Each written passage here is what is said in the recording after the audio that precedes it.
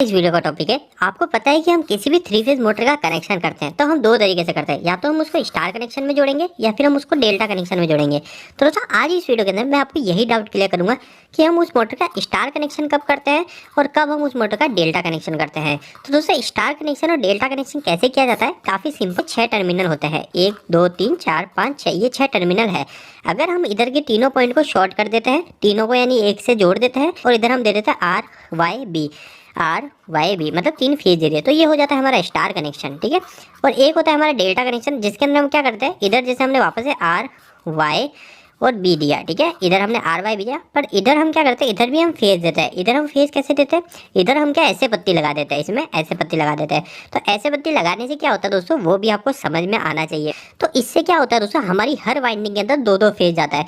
मैं पहले आपको थोड़ा समझाने की कोशिश करता हूँ, फिर मैं आपको थोड़ा इन दोनों के बीच में डिफरेंस बताऊंगा कि आखिर हमको कब स्टार कनेक्शन करना चाहिए और कब डेल्टा कनेक्शन करना चाहिए। ये काफी जरूरी है दोस्तों। तो दोस्तों देखो, सिंपल सी बात है, हमारी कोई भी थ्री फेज की मोटर है ना, हमारी जो भी थ्री फेज की मोटर है, तो उसके अंदर हमेशा 3 वाइंडिंग होती है अंदर। जैसे आपने देखा है अंदर जो स्टेटर होता है, जो हमारे अंदर मोटर के अंदर जो स्टेटर होता है, उसके अंदर क्या होता है दोस्तों, ऐसे RYB जाता है ना, तो ये RYB जाता है तो ऐसे लपेट लपेट के अंदर से आ जाता है। ठीक है, तो ऐसे ये लपेट के आता है, तो ये जो RY है, R वायर का जो वाइंडिंग है, वो एक उसके 2 वायर हो जाएंगे, क्योंकि अंदर से लपेट के आ रहा है तो दूसरा पॉइंट भी बाहर निकलेगा। तो ये हो गया ऐसे इसके 2 पॉइंट, ऐसे फिर बाद में ये जो Y है, ये Y के भी लपेट लपेट के अंदर से आएगा और ये बाहर निकलेगा, तो ये भी हो गया।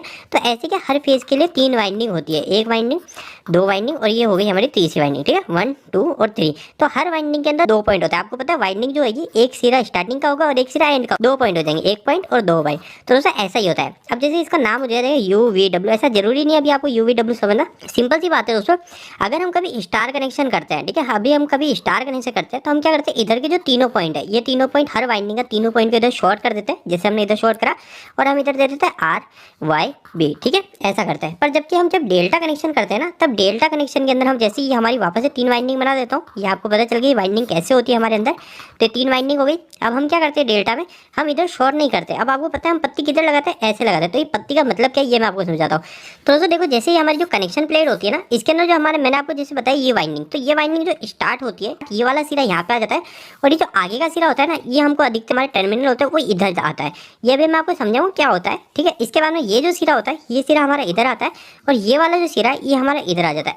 अधिकतर मोटर के अंदर, अधिकतर क्या लगभग जो नई मोटर आती है उसके अंदर इसी तरीके होता है।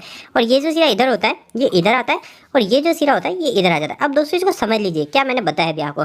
जैसे दोस्तों अब हम क्या करते हैं, अभी मैंने आपको बताया था कि मैंने इधर इसको शॉर्ट कर देते हैं डेल्टा कनेक्शन में। ठीक है, डेल्टा कनेक्शन में हम इसको शॉर्ट कर देते हैं। तो दोस्तों डेल्टा कनेक्शन में अब मैंने इधर R दे दिया, तो मैं इधर लिख देता हूँ, इधर मैंने R दे दिया, इधर मैंने Y दे दिया, तो इधर मैंने Y दे दिया, और इधर मैंने B दे दिया, और इधर मैंने B दे दिया। ठीक है, ऐसा ही हुआ। पर दोस्तों अब इधर के पॉइंट में मैं क्या करता हूँ, इधर मैंने शॉर्ट करा ना, इसका मतलब ये दोस्तों, जैसे मैंने भी आपको बताया था, ये वाला जो सिरा है, ये हमारा, ये वाइंडिंग का जो सिरा है, ये वाइंडिंग का सिरा हमारे इधर आता है। ठीक है, ये वाइंडिंग का दूसरा सिरा जो है, ये इधर आता है।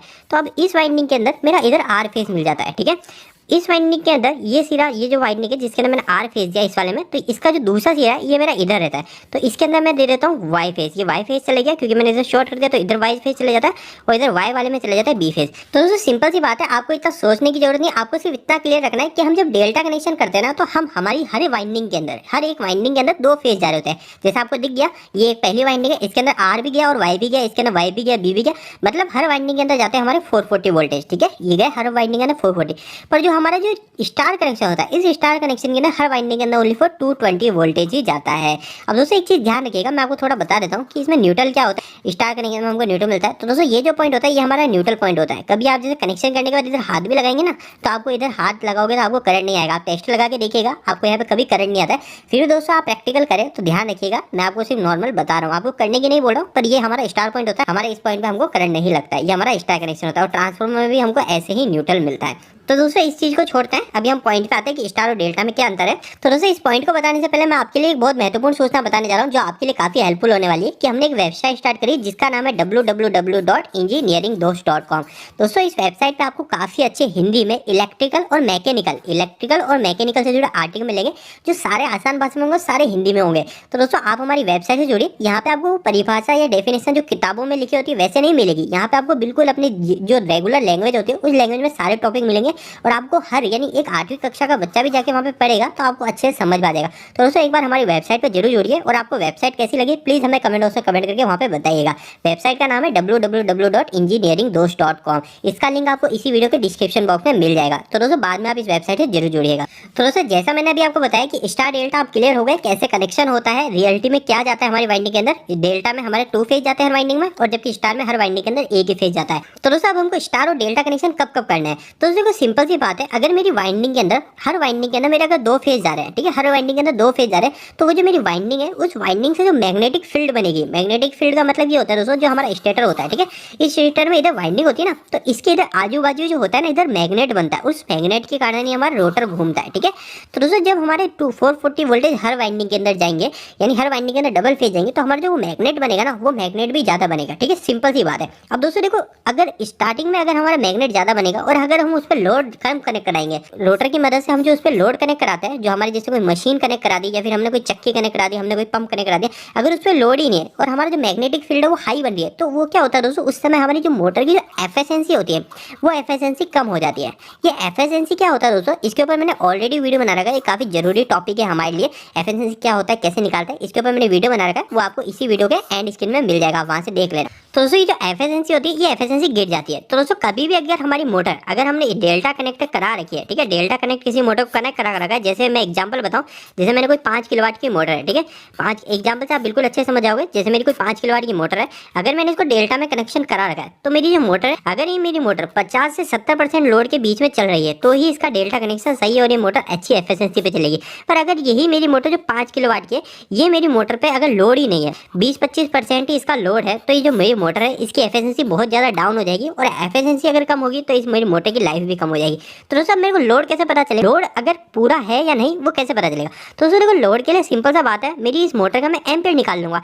एम्पीयर निकालने का फॉर्मूला मेरे पहले भी बता रखा है कि अगर मैं 5 किलोवाट के अंदर 1.7 का भाग लगा दूंगा तो मेरा शॉर्टकट में एम्पियर आ जाएगा। पर दोस्तों ये जो 1.7 है ये ट्रिक तभी काम आती है जब हमारा वोल्टेज हम 415 दे रहे हैं और 3 फेज दे रहे हैं। तो इस बात का ध्यान रखिएगा, कभी भी ऐसे शॉर्टकट ट्रिक लगाए तो आप इसका वीडियो देखिएगा शॉर्टकट ट्रिक कैसा आया, ठीक है। 5 किलोवाट इंटू 1.7 करता हूँ, 5 इंटू 1.7, तो दोस्तों 5 इंटू 1.7 करने पर आया मेरा 8.5 एम्पियर। तो दोस्तों मतलब मेरी मोटर का जो फुल लोड करंट है, 5 किलोवाट की जो मोटर होती है उसका जो फुल लोड करंट आता है वो आता है 8.5 एम्पियर, ठीक है। पर दोस्तों जैसा मैंने अभी आपको बताया, अगर यही मेरी मोटर जो 5 किलोवाट की मोटर है ये फुल लोड करंट पे चल ही नहीं रही, यानी फुल लोड करंट का मतलब 8 एम्पियर है, तो 8 एम्पियर से 5-7 एम्पियर पे भी नहीं चल रही, इतना तो जाना नहीं चाहिए, फुल लोड करंट है इससे ज्यादा नहीं जाना चाहिए, ठीक है। तो अगर इस पे जा ही नहीं रही, इससे काफी कम है, तो मैंने आपको जैसे बताया था 20 से 25% लोड पे ही है, तो 20 से 25% में इसका निकाल लेता हूँ, ठीक है। अगर 20 से 25 लोड पे है तो मेरे को क्या करना है, मेरे को डायरेक्ट मोटर को स्टार में कनेक्शन कर देना है ताकि मेरी मोटर की एफिशिएंसी अच्छी रहे। तो इसका 20 से 25% कैसे निकलेगा, काफी सिंपल है, 20/100, क्योंकि 20% निकालना है तो 20/100 और बाद में मल्टीप्लाई कर दूंगा मैं 8.5। अगर मेरे को यहाँ पे 25% निकालना हो तो 25/100 कर देता और मल्टीप्लाई बाय 8.5 कर देता, ऐसे ही निकलता है परसेंटेज। तो 20/100 और ये आ जाएगा मेरा, इसको मल्टीप्लाई कर दूंगा मैं 8.5 से। तो दोस्तों अगर मेरी मोटर 5 किलोवाट की मोटर, अगर मेरी मोटर पे मेरा लोड ही नहीं है और वो 1.7 एम्पियर या फिर 2 एम्पियर के बीच में ले रही है तो हमको डायरेक्ट इस मोटर को डेल्टा कनेक्शन से हटा के स्टार कनेक्शन में जोड़ देना है। दोस्तों इस बात का ध्यान रखिएगा, अगर हम मेरी मोटर को अगर मैं स्टार में कनेक्ट कर रहा हूं तो उस समय इस चीज का बिल्कुल ध्यान रखिएगा कि जो मेरी रिले है उस रिले को भी मैं 2 एम्पियर पे या फिर जो भी एम्पियर आ रहा है उस एम्पियर के हिसाब से सेट कर दूंगा। अगर मैंने उस समय मेरी ओवरलोड रिले को डेल्टा के हिसाब से जोड़ रखा है तो हमारी जो मोटर है वो मोटर अगर कभी ज्यादा लोड आ गया तो हमारी मोटर जल सकती है। तो दोस्तों वीडियो कैसा लगा, इस वीडियो को लाइक करके जरूर